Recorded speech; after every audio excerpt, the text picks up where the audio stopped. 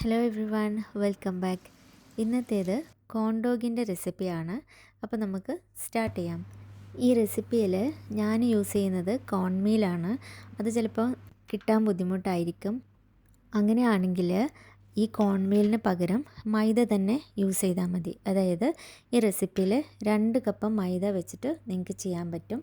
ഇനി അതിലേക്ക് ബാക്കിയുള്ള സ്പൈസസ് ഒക്കെ ആഡ് ചെയ്ത് ഒന്ന് മിക്സ് ചെയ്തിട്ട് എടുക്കുകയാണ്. ഇൻഗ്രീഡിയൻസ് ലിസ്റ്റ് താഴെ ഡിസ്ക്രിപ്ഷൻ ബോക്സിൽ ഡീറ്റെയിൽഡ് ആയിട്ട് ഇട്ടിട്ടുണ്ട്. അപ്പോൾ അവിടെ ചെക്ക് ചെയ്താൽ മതി. ഇതിലേക്ക് ഒരു എഗ്ഗും പിന്നെ കുറേശ്ശെ പാലും കൂടി ചേർത്ത് കട്ടയില്ലാതെ നല്ലൊരു മിക്സ് ആക്കിയിട്ട് എടുക്കുകയാണ്. ഈ റെസിപ്പി വളരെ സിമ്പിളായിട്ടുള്ള റെസിപ്പിയാണ്. ചീസൊന്നും ഇടാതെ ബേസിക് ഇൻഗ്രീഡിയൻസ് വെച്ചിട്ട് ചെയ്യുന്നതാണ്. ഇനി ഇതിലേക്ക് ആവശ്യത്തിനുള്ള സോസേജ് എടുത്ത് കഴുകിയതിന് ശേഷം ഒരു ടിഷ്യൂ എന്തെങ്കിലും വെച്ച് ഒന്ന് തുടയ്ക്കുക. അല്ലാന്നുണ്ടെങ്കിൽ ബാറ്റർ ശരിക്കും അതിൽ സ്റ്റിക്ക് ആവാതെ വരും. ഇനി നമ്മൾ ഓരോ സ്ക്യൂവേഴ്സ് ഇതിലെല്ലാം ഇൻസേർട്ട് ചെയ്ത് വെക്കുകയാണ്. ബാറ്റർ ഇതിൽ ഡിപ്പ് ചെയ്യാനുള്ള എളുപ്പത്തിന് വേണ്ടിയിട്ട് കുറച്ച് വലിയൊരു ഗ്ലാസ്സിലേക്ക് നമ്മൾ ഒഴിച്ചു കൊടുക്കുകയാണ്. അപ്പോൾ അത് കോട്ട് ചെയ്യാൻ കുറച്ച് എളുപ്പമായിരിക്കും. ഇതുപോലെ ബാറ്ററിൽ ഇത് നന്നായിട്ട് കോട്ട് ചെയ്തതിന് ശേഷം ചൂടാക്കി വെച്ചിട്ടുള്ള ഓയിലിൽ വെച്ച് ഡീപ്പ് ഫ്രൈ ചെയ്തിട്ട് എടുക്കുകയാണ്.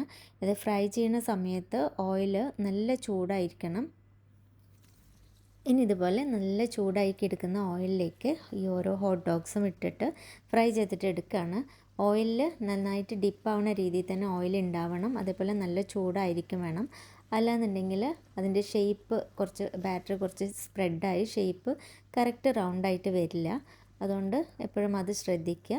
ഇങ്ങനെ ഗോൾഡൻ കളർ ആവണ വരെ ഫ്രൈ ചെയ്തിട്ട് എടുക്കുകയാണ്. അപ്പോൾ ഇത്രയേ ഉള്ളൂ.